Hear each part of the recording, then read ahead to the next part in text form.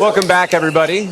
We're excited for this next panel. It's something we did last year for the first time. And typically, you'll come to an innovation summit or a conference like this that's focused on early stage investing, and you hear the company's pitch, right? And you see people who are putting every bit of time, sweat, energy, blood into their ventures, and they have 5 minutes to pitch, and then they, get asked a bunch of hard questions by judges. And so one of the things that we found the most interesting here is to elevate and surface the best VCs that are out there and have them pitch their solutions. What are the problems that they're seeing? What do they want to invest in? And how are they justifying that thesis? And then we get you all to ask questions of them. And so this kind of flips the script on what you'd see as a typical pitch competition, although we're not awarding any monies to the VCs. We didn't quite have the kind of dollars available that would be, I think, worthwhile. We get to do this, too, with our partners at Connecticut Innovations. And one of the parts about building up and continuing to build up the ecosystem in Connecticut is making sure that incredibly talented and wonderful people stay here, continue to build and continue to invest in companies. Drew was a student at Jackson School in the School of Management. He was one of the most intrinsically motivated, talented people that we saw come through the Yale Center for Business and the Environment. And when Constantine KD, who you saw before, came through and said, "Do you have one person if I could hire to bring in that you've come across recently that I could?" And I said, "Yeah, there's definitely a guy right here right now that you should talk to." And Drew was just recently promoted. So thrilled to have Drew kick us off. And this is standing room only right now. You should also be aware we do have an overflow room right outside over here. So if you'd like to sit, there are probably a couple of spaces in there. But Drew, the floor is yours. All right. Thanks, Stu. How's everybody doing? Okay, good. Welcome to the reverse pitch competition for climate tech. Earlier, you heard a little bit about the operations side for climate tech and what some of the challenges that the companies are facing. Now we're going to hear a little bit about the fund side. And when I think about investing in a company, it's actually not that different than what LPs think about when they're investing in a fund. It's about who's the team behind the fund that's making the vision happen. What is the differentiation of the fund, the networks, the expertise, the technical skills that they bring to the table, the value add they bring to the table? And then what's the compelling return on investment that they're going to be delivering to their customers, the LPs? Before we go into these awesome pitches, I do think it's important to kind of state the elephant in the room. This is a different innovation summit than a year ago. It's a tough time for climate tech right now, as we talked a little bit about. We've heard it from the startup side, but it's also an incredibly tough time to be a venture fund right now. The macroeconomic environment is very difficult. If you are an endowment that's putting money into venture funds, your equity and your bond portfolios are under pressure. Endowments, nonprofits, foundations are potentially going to get taxed as a part of the conversations that are going on in Washington right now. That's a challenging backdrop for a climate tech fund to be raising money. That's especially true because a lot of the climate tech funds raised money in the glory years of 2021 and 2022, and fund deployment cycles are typically 3 to 5 years. A lot of those funds are going back to market right now, and they're finding LPs with a different set of questions, right? It's less about your thesis, and now it's more about what do your returns look like? What are your exits? How much emissions have you actually reduced? What is the track record? So that's tough. It's a tough backdrop. The good news is that from all of that have emerged a lot of amazing venture funds that are proving that differentiation out in real time. They're proving that the value add is possible, and they're doing it through specialization, right? Like the climate crisis is a huge problem. There's so much that we need to do. But a lot of times, if we all just focused on our sliver and did that incredibly well, great things can happen and you can really add value in a way that no other fund can. So we have types of funds here today that are sector specific, and they have gone deep in a sector and they know more about that sector than anybody. And they've got the relationships. Alante Capital is a good example of that. In the apparel, fashion, textiles industries, there are a few funds that have the depth of knowledge and expertise that they do. There are corporate venture funds like Amanda from Xylem here today. that are thinking about these solutions not in the short term, but in a long-term return on investment cycle that transcends this boom and bust that a financial fund might be thinking about. These are long time horizon decisions. And then we have funds that are using innovative financing mechanisms, like Noah's fund here, Wollemi Capital, that have recognized that climate tech companies don't just need corporate equity. A lot of times they need development capital, construction capital, infrastructure financing to get to where they want to go. So when these folks are presenting, really think about kind of how that differentiation is emerging, what their return on investment, their value prop is, and what is the unique value that they are adding. We're really lucky to have them here with us. And I would just say, in a tough time, it's really important, especially for those funds that are in our ecosystem, in our community, that we lift them up and that we help them ideate and that we help them think through how they can be better and how we can help them find the companies that are best fitting their theses so that they can continue to do what they are doing to grow the ecosystem and to help more climate tech companies get through that valley of death. So with that, I'm going to just give a quick little run of show.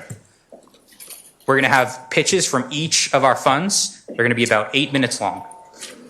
After each pitch, we're going to have about 5 minutes for Q&A. That should leave us with about another 10 to 15 minutes where we'll be able to just open it up, have a little bit more of a free-flowing conversation about the challenges that we're facing right now and also how these funds, can do the great work that they're doing and how we can help them. So with that, I'm going to pass the mic over to Leslie from Alante Capital.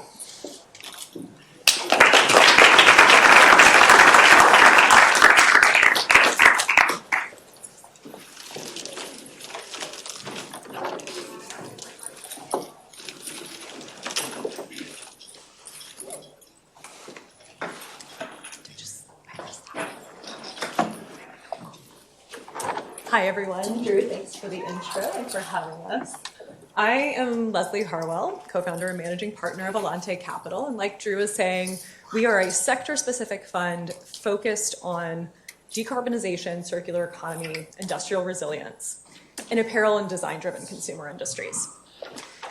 The idea for this started out about 9 years ago when I was sitting at a desk at JP Morgan with my 5,000 nearest and dearest friends. I was in a very privileged position where I was helping run a $100 million portfolio that we were investing in venture managers who had to be looking for market rate returns alongside some sort of measurable social or environmental impact. We were sector agnostic, and my job was to help deploy that capital. And then on the flip side, go in and talk to our corporate and investment banking clients who are starting to say, what is the sustainability thing? What does it mean for me? How is it material to my business model? And how am I going to think into the future and actually find innovation and technology that I need to make those shifts? So I was talking to different companies that were Fortune 500 businesses across the firm. But what really grabbed me was I was talking to Levi's, Nike, some apparel companies who were clients of the firm about where they were thinking about these sustainability issues. And the entire life cycle of that industry, which overlaps petrochemicals, overlaps agriculture, inventory management, retail technology, all of these different areas. And I just went, whoa, this is a $4 trillion industry. Who is investing in these solutions? Who actually understands this well enough to diligence opportunities and support entrepreneurs? And the answer I got was nobody. So I met my business partner in 2016, and we decided that we were going to spend a year and a half getting to know these manufacturers, retailers, brands, talking to them about where they really wanted to spend time with innovators and where they were willing to make some sort of investment, whether it was with capital or just working with startups. So in 2019, we started investing out of Alante Capital. And so we're investing in the new supply chain for fashion, home, and outdoor industries. And really, our focus is working with the industry, so all of these big actors across the supply chain, and then figuring out where innovation is needed in order to make shifts for decarbonization, circular economy, industrial resilience. So what we've seen since we started doing this, we actually started the idea for it in 2017, started investing in 2019, is that geopolitical tensions and climate risk are really two things that are making it very difficult to do business, particularly in a business as complex as apparel, but it does have all of these overlaps with other industries. And when we're sitting here in the US or in Europe thinking about the things that we consume, literally everything's coming from another country. We do not have domestic manufacturing anymore for these things. So everything is reliant on imports and on these climate risks. So, thinking about cotton, a huge part of cotton is at risk for not being able to be produced anymore. Arable land is decreasing, and what exists should be used for food. Also, fashion accounts for 10% of global carbon emissions, which is a massive number, frankly, for an industry like this. And hardly anything goes to recycling. You have hard to recycle materials. Most of the clothes that we get are some sort of blend of synthetic and natural fibers, which makes them, right now, impossible to recycle. And so when we were starting the idea for Alante, we sort of sat back, looked at the different areas that we wanted to look at. Advanced recycling was a huge part of that. And so about 50% of our portfolio focuses on material innovation, whether that's green chemistry, those types of things like we were talking about in the panel before, or that's thinking about advanced recycling. And so I'm going to dive in a little bit on advanced recycling and some of the issues that our portfolio as companies have with raising and why those end up happening. And then we'll hand it off to the next panelist who will talk a little bit more about some solutions for those things. One of the things I was mentioning before is that where we focus a lot of our time and energy is getting to build direct relationships with manufacturers, brands, and retailers, talking to them about where they see critical need for innovation, whether that's material or retail innovation in their supply chain. And one of the areas that we identified is polyester and cotton blends. And when we thought about building this business, what we saw on the material innovation side was that massive amounts of money were being plowed into startups that hadn't done a lot of customer testing or talking with the brands and who their, that end customer would be before they scaled up. So sitting in my JP Morgan desk was looking at companies like Bolt Threads, fascinating technology, makes synthetic spider silk, got hundreds of millions of dollars of funding to build their commercial facility. They didn't think about the supply chain and where it fit into the supply chain. They didn't think about what their addressable market actually was and if anybody wanted to build or use synthetic spider silk in materials. We're talking about a $4 trillion industry, millions of garments made every year. How are you going to take any part of market share or build a company where that specific material doesn't drop into an existing supply chain, which has massive global infrastructure?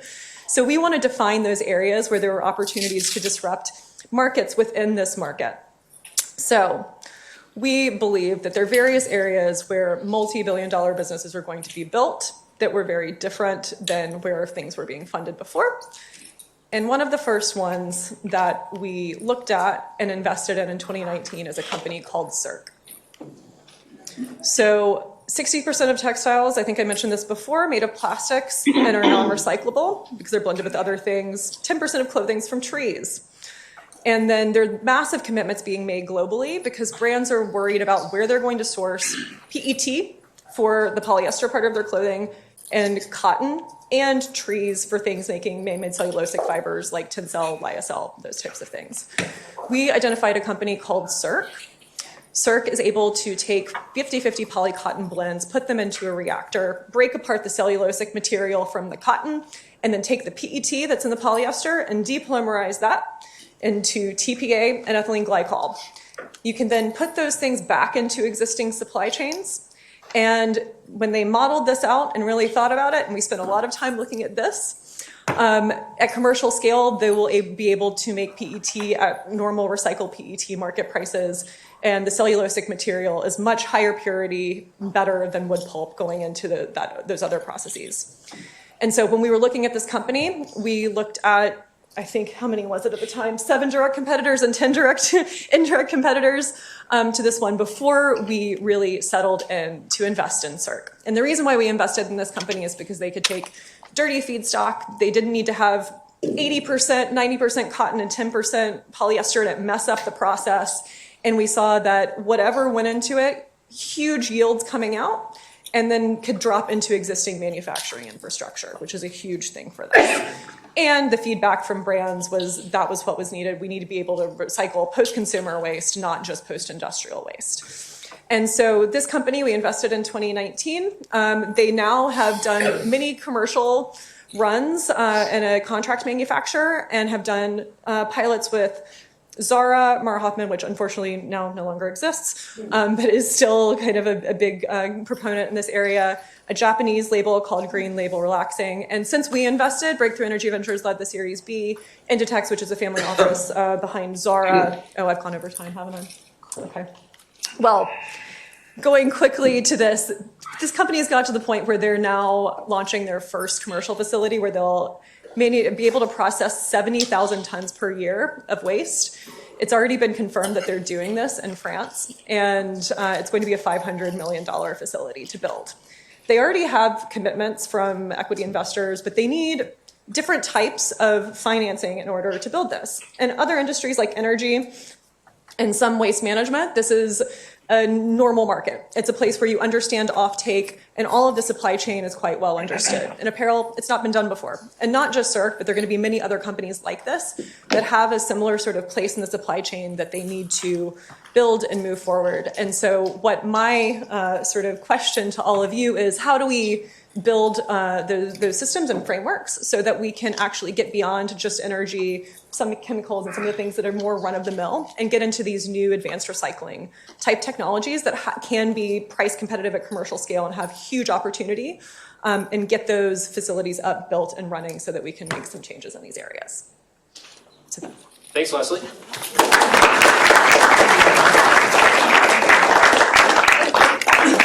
Questions for you, Seth? Stay on up. All right. Any questions for Leslie? Heather. Hi. I love it. I'm really excited about all that. Obviously 10% global emissions huge. I love that you're kind of trying to tackle it. I'm wondering why, it's, and I don't have an answer to your questions. I have a question for you. Why France? Why is it, with the waste mostly in the U.S., China, India, ending up in Africa, and places like Ghana. I'm just wondering, why France is where this landed. So there's several reasons. There are government incentives there. So and that's one of these ideas of building this first commercial facility. You do need some of that sort of support in order to get it built, so you can prove out that you've done it one time. And so their options were between doing this in France and Malaysia. And there actually is a huge amount of textile waste in Europe. And there are regulations around that not being able to be dumped or incinerated anymore. And so they have that regulatory environment kind of working with them. They don't need that to be at huge scale, but for, I think, that first initial phase, hugely helpful. They can also be in a nuclear grid where they're building it. So from an LCA life cycle analysis kind of emissions perspective, being able to have that and see how that works before they build in other places is, it's huge. Thank you. Yeah. Do you want to call Yeah, right up there. So this reactor, is it a chemical reaction or is it a biochemical reaction? So it's a hydrothermal reaction with a little bit of enzyme catalyst, but mainly it's the sort of pressure, water, heat that causes the reaction to happen. Yeah. How shallow or deep is the premium, and how long or short is the volume? Segments of interest at today's technology performance. Sorry, the last part was at this technology performance? Yeah, the system is working today. Mm-hmm. Of course, if the system improves, then it can be deeper and longer. Yep. I think the main concern here is is more like price, and the price of running this process and being able, the market and the brands and the manufacturers are willing to pay about a 20% premium for goods that come off of this. It still has to go through the rest of the supply chain, be spun into fiber, all those types of things, but that's what the sort of the stomach is for a premium on this. But the point that they make is, they get to their second commercial facility, they have really good sort of line of sight to them actually being able to be cost competitive to virgin materials in their second commercial facility. They just have to get, I think this is going to be a 70,000 ton per year. I think when they get to a factory where it's more like 100,000 ton per year, they get a lot of those economies from that. Go ahead. I may be wrong, but I thought Cirque was the winner of an Earthshot Prize. They were a that, finalist, yes. or runner-up? Yes. And my question is the length of time between the winning of the, £1 million and when you invested in Series A. So we actually invested before that. So we invested in 2019. We were a Series A investor when this company was valued at, I think, $18 million, and it's now over $200 million. So we invested, I think, 3 years before that, maybe 4. That was year before last, if I remember it correctly. Yeah. Thank you. Yes. Sorry, one more question. What's the exit plan for Cirque? Likely to a waste management business, or probably, most likely, I think, probably later stage private equity. Or, probably not growth, but we'll may exit earlier to later stage venture because we'll have a very nice markup. But I think big picture, private equity or a waste management company. Have you guys figured out how to use less water in the process? Because they can reuse the water. So basically, they can reuse the water. That's very important. Yes, they figured out ways of purifying it very clearly, wow. but it can be used. That's a very strong message. Yes. One more question. Yeah, go ahead. You said you looked at a bunch of targets. How long was your diligence process, and how did you deal with deal competition? So, frankly, this was one of our first 2 investments that we made back to back. Our diligence process on this was 1.5 years. So we actually worked with the company as advisors, helping them connect in with the industry before we made the investment. And it was really, we kind of used that to get to know them better. So get to know them, get to know this area. The deal itself, frankly, was not that competitive at that moment. It was us, Patagonia, Marubeni, which is a big Japanese conglomerate, and then it was just us at that point. And then after that, the next rounds have been extremely competitive, and we've have good enough relationships with the entrepreneurs to have super pro rata. So it's been very nice. I'm actually going to ask a question because I realized that the question that you wanted us to focus on, we did not really go deep on. So, like Noah's fund, for example, will invest in companies in the project finance space that they're going to have offtake agreements, right? They're going to have a fixed price. They are going to have some of these structures. In the textile space, it's a little bit like, are there offtake agreements? And if not, what are you guys theoretically underwriting to, or what are the options to underwrite to? So it is what we underwrite to is understanding what the end price is, what it can be at scale. When we were looking at this, we probably haircut that by like 30%, if not more. So we were being extremely conservative.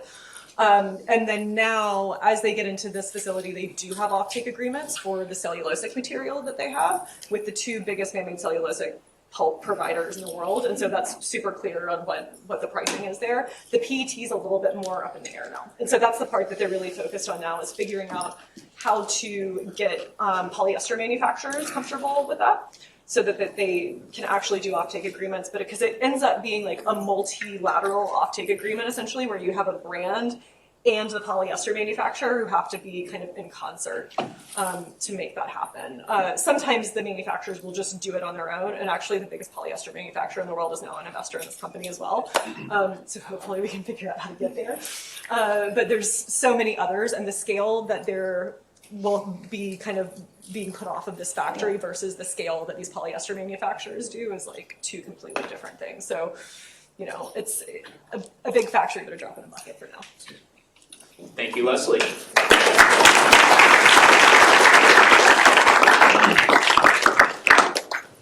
Not to too much build up a competitor in this pitch, but I don't think what you get lost there is the 6-year journey that Leslie and that team has been on. Would it be possible to put up the notes on this page so I can?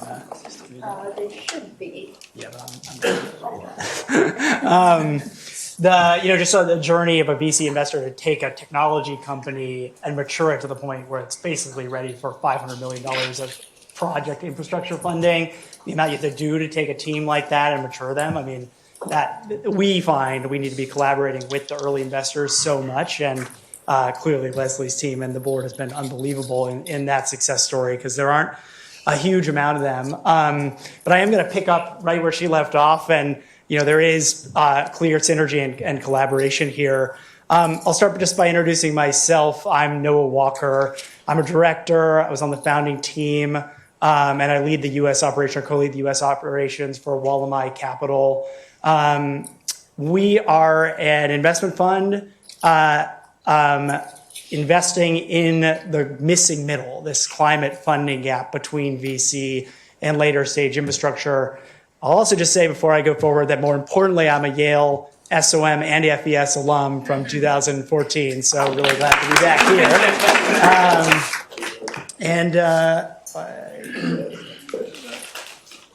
Okay, so I'm just going to start with 3 governing principles, that drives our fund. The first one is deployment of climate solutions at scale. Getting to scale is an existential imperative. I don't think I need to sell this room on that one too hard. Deploying climate solutions at scale is inherently challenging. It's capital intensive. It requires specialist scale up and development expertise that is fundamentally different often from the initial technology development of a company.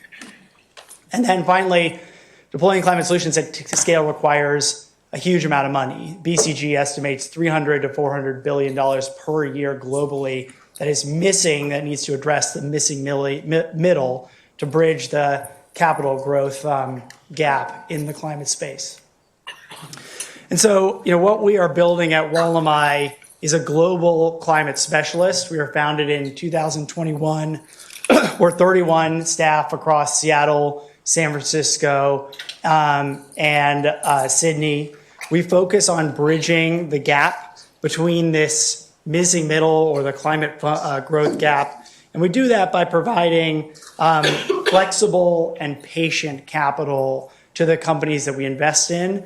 And we've brought together a team that's really explicitly focused on bringing together the skill sets of private equity and growth investing, structured finance and project finance, and then engineering, development, impact, and other key skill sets to this type of work that we've brought together. And I will say climate is all we do. Our core mandate is around decarbonization, and we think of ourselves as a very hands-on investor, adding value to managers as they make this transition, and build infrastructure. So the missing middle is a hot topic in the climate space. In the US, globally, BCG, as I said, estimates this as a $300 to $400 billion annual gap. And so what that really means for us is we are in the business of building emerging infrastructure companies that can bridge this gap between the significant amount of hopefully significant amount, we need more, let me just say, but of great early stage VC capital, and then the opportunity for core in infrastructure investment capital to really scale on the back end. And we do that by investing flexibly, where we have raised a balance sheet investment vehicle, and we can invest in platforms, in equity, in topco equity. We can invest in construction or project finance in a variety of different capital structures. We then are active owners and asset managers, and then we support. And our real business model is about how do we invest in future pipeline, and often the size of our future opportunity we think of as significantly more than the size of our early opportunity. And that's kind of core to our model. That's really how we get to scale, because we recognize these first ones are going to be difficult. They're going to be hard. And we've built a team that wants to be in there with the entrepreneurs, the developers, the team, who's building out these, kind of next generation of climate infrastructure. Excuse me. We are investing across a few key thematic areas where our expertise, our market opportunity, and there's an urgent need for decarbonization. Our early portfolio had a lot of food and ag actually, and some early natural capital assets. We have built a $50 million portfolio of natural capital assets within the Australian context, really pioneering natural capital as an infrastructure as a service opportunity within that market. We've recently moved much more into energy transition, waste to value, industrial decarbonization, as additional opportunities where we're pursuing actively. I'm going to attempt to kind of make that real with a few examples, 30-second case studies here. But again, our sweet spot is really around headco equity and project funding and development over multi-year timelines. We want to go on this journey to the company. Few examples here are Forterra. This is a low carbon cement manufacturer technology company working a facility in pilot. They are working to build their next commercial facility, and we're an investor in their topco and supporting the build out of their next projects. Wyland Pool is an example of our natural capital portfolio. It's a plantings and sustainable forestry project.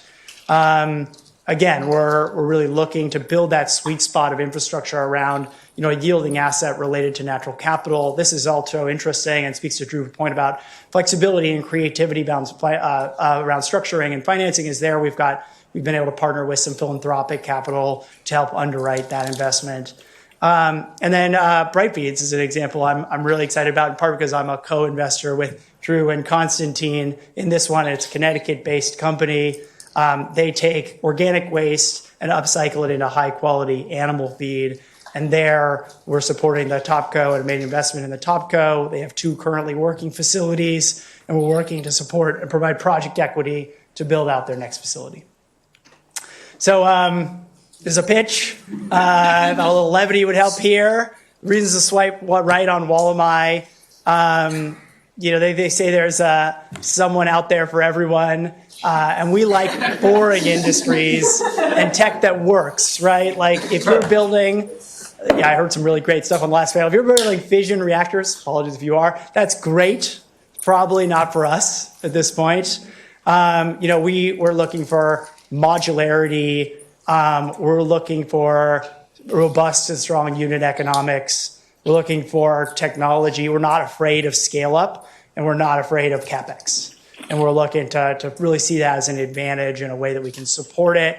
Honestly, sometimes we have trouble underwriting what I would call kind of VC forward growth curves. If you're planning to be a unicorn tomorrow, may not be the right business for us.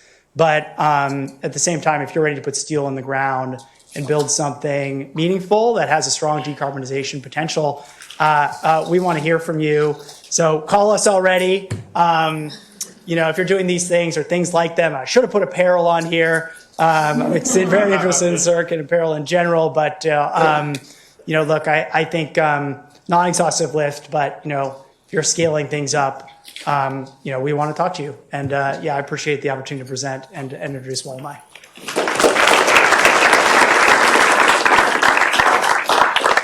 Thank you, Noah. Questions for Noah? You have there Forterra as a green concrete company. Mm-hmm. And the only thing black about concrete is cement. Everything else is just aggregates and water. So I'm just trying to understand, is there something you've added about, is it cement or is it about concrete? I believe it's concrete. Yeah, apologies, it's concrete. And there's a specific technology fix they have for lowering the overall GHG content of concrete. Okay. Yeah. Can you go back?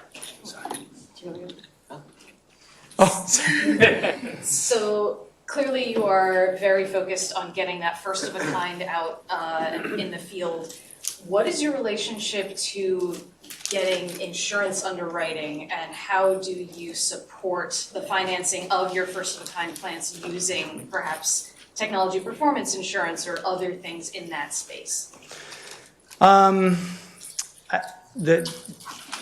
The kind of frustrating answer is yes, probably. I think, in many cases, there are insurance available for certain types of equipment you're building in, even if it's in a plant that is using it a different way, or there are parts of the process that haven't been done before. If there is insurance available, we will look for it. If we can find process insurance to support underwriting, we will look for it, and we will evaluate with the developer team whether the price of that insurance is worth, the cost, essentially, versus underwriting it, through the project equity and the returns, or the project capital and the returns. I think in a lot of things we find there's some insurance coverage and not full insurance coverage, and that's part of the risk that you build into your investment case. I thought that a few slides back, your middle example was Wyland pools. Yeah. So carbon removal waste, this is about planting, correct? Yeah. So what does your return profile look like for that? We are, I mean, without getting specific, but, you know, getting private equity-like target returns out of this opportunity with, like, you know, some recognition that we're risk adjusted. So, you know, I wouldn't think of it as probably above like core infrastructure and below like what you'd think of an equity, private equity check, just as an example. But they value it because of what? Like, is it What's the revenue model? Yeah. Oh, so yeah, it's producing carbon credits within the Australia. It's not voluntary carbon credits, but it's carbon credits within the Australian ACU system. So Australia's government has set up a system in which this type of reforest activity can be financed through the issuance of an Australian carbon credit unit. Gotcha. Thank you. Ellie? Great pitch, Noah. Thanks. I want to piggyback off Drew's question for Leslie regarding offtake structures. And I imagine that's one of the key challenges, just to actually scale up these solutions. Can you speak more to how you approach helping entrepreneurs build relationships with industrial off-takers? Yeah. I mean, I think what Ellie did to start a year and a half of building relationships with off-takers in this space is totally brilliant, actually.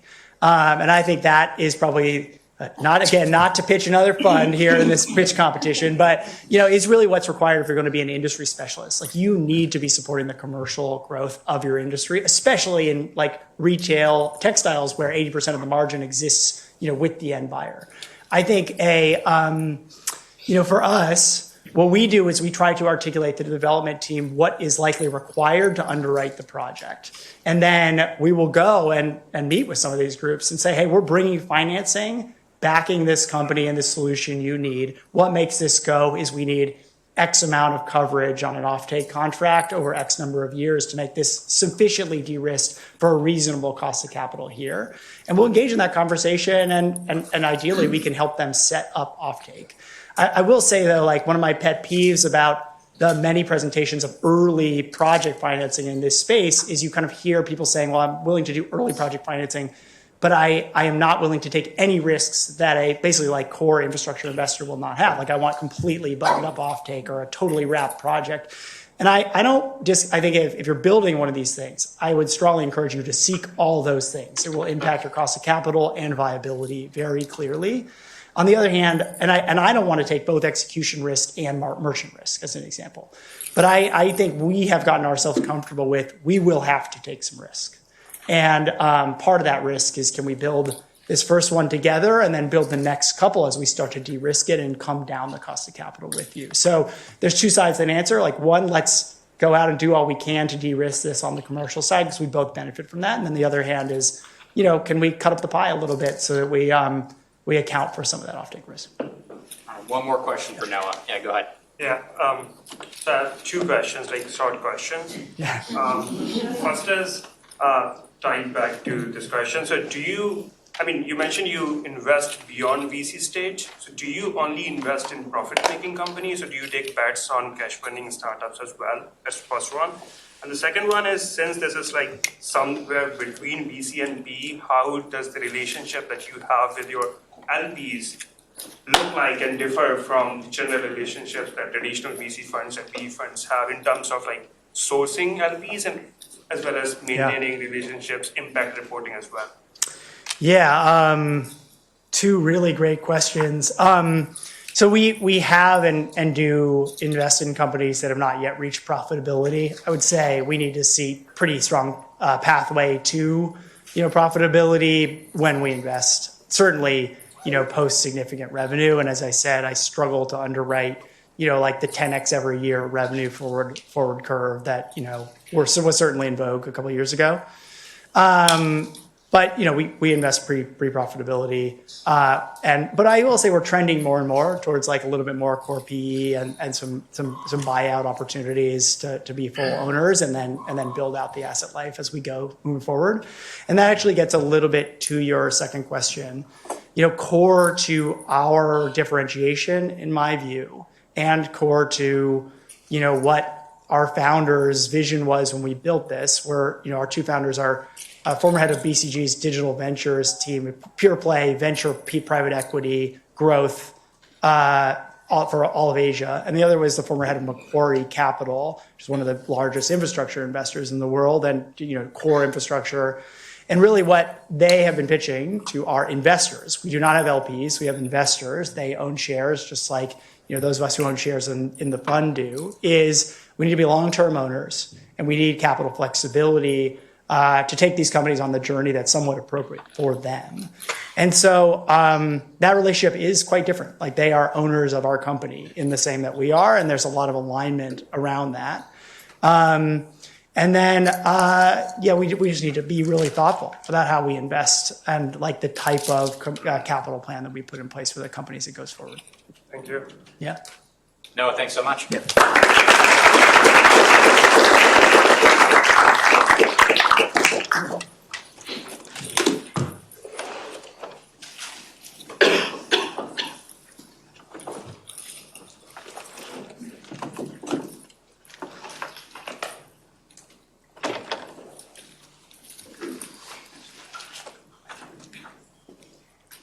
Stack keeps saying problem after problem. But this is the middle of the deck. It's still the middle of the deck. All right, cool. Before I start, how many of you have heard of Xylem before? Oh, wow. Okay, I'm actually kind of impressed. I usually feel like we are the largest company you've never heard of. So we are a Fortune 500 company. We are the largest US-based global water tech company that exists. And we do water, right? But it's interesting sitting here and thinking about how everyone here is thinking about water or not thinking about water. Because we think about it all the time, and it's a lot more than just what comes out of your tap or what goes down your toilet, right? It's what goes into clothes. It's a resource for which we see minerals and nutrients that we need. It is, in and of itself, an actual transport mechanism for trade. It is all of these things. At Xylem, we touch almost all of it, not all of it, but a lot of it. We do a lot of pumping. We do a lot of treatment. We do a lot of processes. So everything from the soda dispensers that you see in your cafeterias to yachts, toilets on yachts, and the municipalities that treat our water to giant pumps the size of houses that move water across different landscapes. So ultimately, we are a water company, but we are also an industrial company. And we are definitely a corporate company. Okay. So I forgot to introduce myself. I'm sorry. I'm Amanda Lounsbury. I am part of the enterprise innovation team at Xylem. We are a small team. I'll talk a little bit about. And I'm primarily responsible for our early stage strategy, but we all work together closely across all elements of our innovation ecosystem.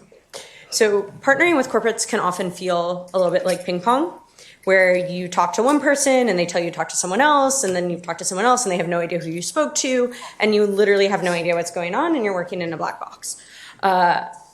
We exist at Xylem, our enterprise innovation team exists at Xylem to help not have that be the case. We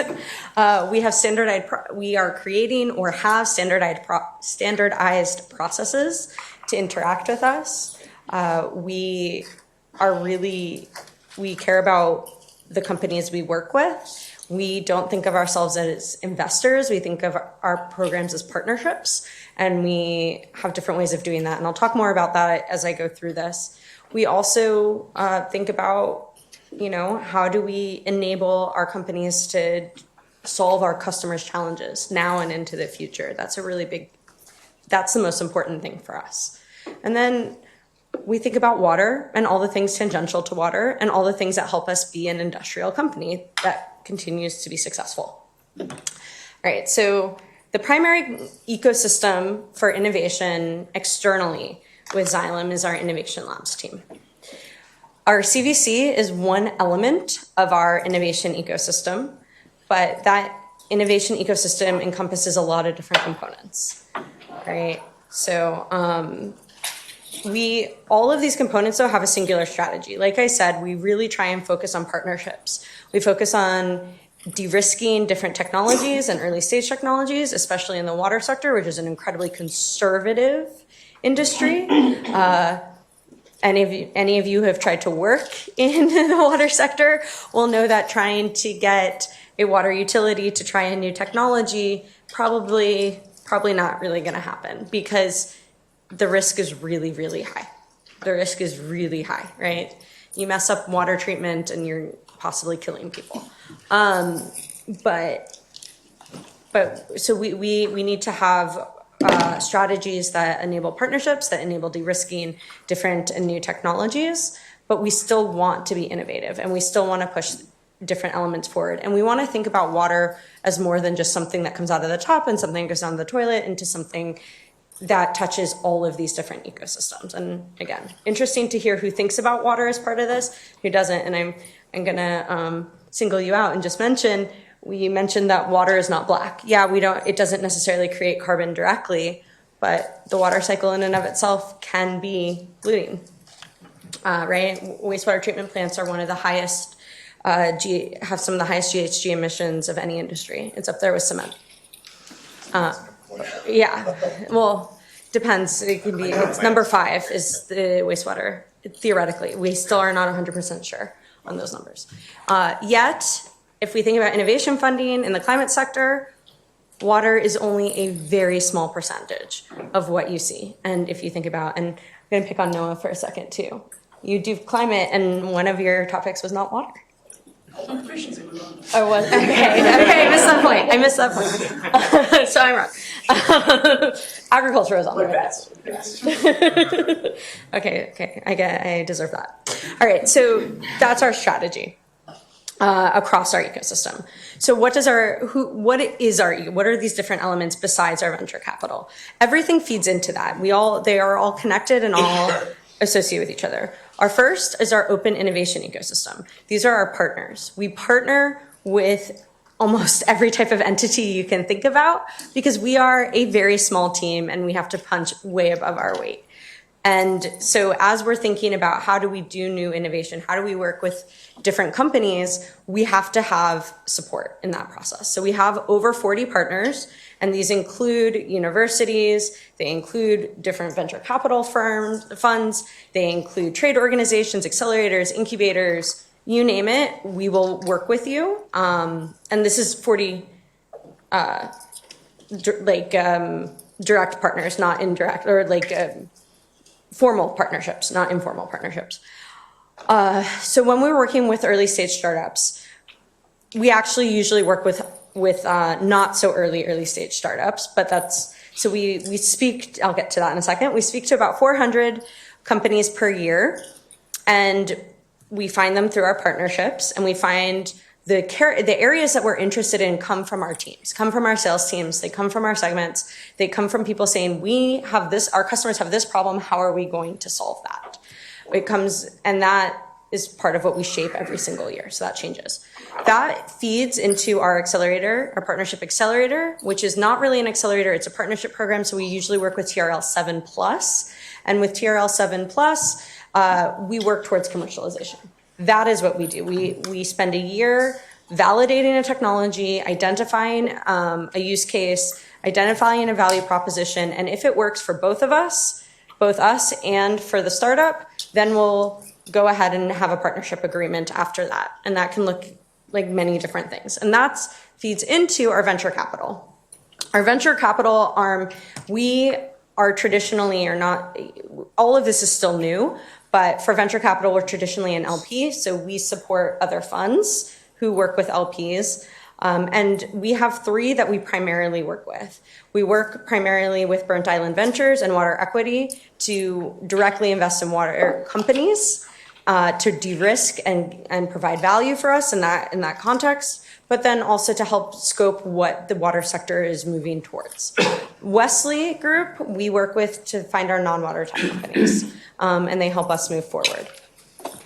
Okay, we're a little different than a normal VC, and we're a little different than some of the CVCs you see out there. We find companies based on strategy. So usually we will work with companies outside. So in addition to an LP, we also do directed funding, and we will work with companies that are outside of our partnership program. But our partnership program is a way for us to de-risk and have advantage into that. And I realize I'm running out of time, so I'm going to go. So we care more about strategy. We care more about strategic alignment with what our company needs and what your company needs. We don't necessarily look for the normal exit that you would see with other venture firms. We care almost more about M&A and also other partnerships. So that's more of our reason for working with these. It's so that we offer the fact that we can address like water, we can deal with everything in the water sector globally, but on a local level. And our startups help us make sure we're meeting our customers' needs. So that's our biggest goal, is our growth, rather than for actual liquidity at the end. And then we're a new CVC, so we're still working out what this looks like. We do have a few companies that we've done direct investment with, and I'm happy to talk more about that as well. And then just again, touching on, we are more than just water, right? And I think that's really important, especially in a room that probably doesn't have a lot of water startups. So we do resource recovery as examples. We do more than this, but resource recovery, energy water systems. So if you're thinking even anything from hydrogen, and now we're doing direct CO2 capture. We have a project very early stage on that. And then also care about materials and supply chain, because we're industrial.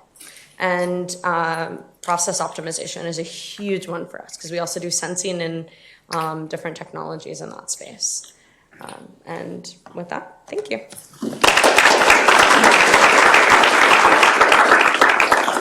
Thank you, Amanda. No. Yeah, Peter. Hey, Amanda. For a startup coming out of Yale, for example, what's the front door of Xylem? Where do they go? Who do they talk to? Can you give us an example of a company that was a success story? Yeah. So I forgot to mention, I did mention that we typically work with higher TRL startups. So our accelerator program is really only 7+. And our main objective is partnership for commercialization, which is why what you were talking about before about commercialization is so important. My main role is actually early stage. So I am newish to the company, and my job is to develop a program to help our earlier stage companies and to work with universities in a more robust manner. So if you're talking early stage, I'm the person that you're going to come to. If you're later stage, we'll probably put you towards our scouting team for the partnership accelerator, either Bree or Hashida. And then when you go to pure venture capital, you'll go to Kyle or Max. Can you give us an example of a successful company that's come through the Xylem ecosystem? Yeah, so we have a really cool so right now, half of our cohort, I'm not allowed to talk about specific companies, but our current cohort is, half of them are non-water tech companies. We have one on-edge computing company for sensors. We have another one that's on knowledge transfer using AI. Those are just examples of current cohort companies. An example of one that's gone through the program is a company called Moliere. They do nano bubbles, and they came in actually thinking that they were going to work as a replacement for aerators to help improve the aeration process, because one of the largest energy uses in wastewater treatment is aeration. Turns out that when they came in, we explored the value proposition for food and beverage. Turns out that not only are they good for food and beverage, one of the best places to work with them is in oil and gas, in separating out fracking, in treatment of fracking water. So we just signed a partnership. We signed a partnership agreement with them, and we're selling their products. So that's an example. We have another example in terms of M&A, not M&A. For CVC, we were a minority shareholder in a sensing company called Idrica. I think they're sensing. They're based out of Spain, and then this year we became a majority shareholder in their company as well. And then we have we have another company whose name I do not remember, who started. I think they started in our cohort, came through, and we acquired them. So those are different examples. Amanda, Sorry. I'm going to take a question. Yes. So Climate Haven has this awesome partnership with the Regional Water Authority that was announced earlier today. Yes, so How cool. can Xylem make that more successful? Like, how can you guys plug in? How do you want to plug in? Well, I think that falls in my purview. And so I am really excited about that because I think as we develop our new incubator program, whatever that will look like, ask me in like 6 months, maybe 9 months. I think that hub is a really important open innovation partner to help us identify new emerging startups in this area that are relevant to water and the Water Hub. I think it's a way for us to be able to act as mentors, to be able to keep our eye on what's coming out, to understand what are the new challenges. One of my biggest things I'm starting to work on is what are our customers' future challenges. People don't always know what their challenges are. And again, super conservative space. So, until PFAS regulation, well, that's a question right now, but people didn't really care about PFAS, or they cared about PFAS, but the pressure to actually do something about it didn't emerge until the regulations came out. And so working with the hub to understand what are these new technologies? How can we solve these problems? And helping us to kind of identify some of those problems, I think is a big one. We got one more. Yeah, go ahead. Water is a very diffuse and diverse area. Yeah. What parts of water are you not interested in? It's so huge. And my second question That's a great question. If you have an internal technology organization, do you see conflicts when you bring outside ideas in? And how do you resolve them? Those are both great questions. So we have over 100 brands. And we have strategy for who we talk, what kind of things we're going to focus on and when. At this moment, I would say we don't do a lot in terms of pure ocean desalination. We do desal, but I would say that is not our biggest driver. I'm not saying that we won't move into that direction. I struggle to think about what we don't touch. I really do. There are some niches that we don't touch or not our strongest suit, but we really touch everything, or will touch everything. And your second question, I'm sorry. If you have a technology organization inside that conflicts outside versus inside. So we have over 100 brands. Every brand has its own R&D team. We work very closely with our teams and our segments, but there is friction, right? We work for a big company who cares about quarterly, their quarterly results. Innovation does not produce next quarter. And that for us is our biggest touch point and our biggest tension is how do you balance the resources that we do have in terms of bandwidth and time with the needs of a big corporate. And I would say that is the biggest friction, not so much getting new technology. And the way that we see it is that external partnerships with startups is how we can do that because they provide all of those things. And we're a conglomerate. We've grown by mergers and acquisitions. And so that's always something we have our eye on. Amanda, thank you. Yeah, thank you.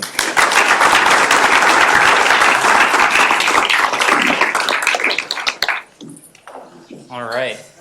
Thank you all so much for being here. I hope that this was a helpful lens into what it is like to be a venture fund across, a few different examples and archetypes.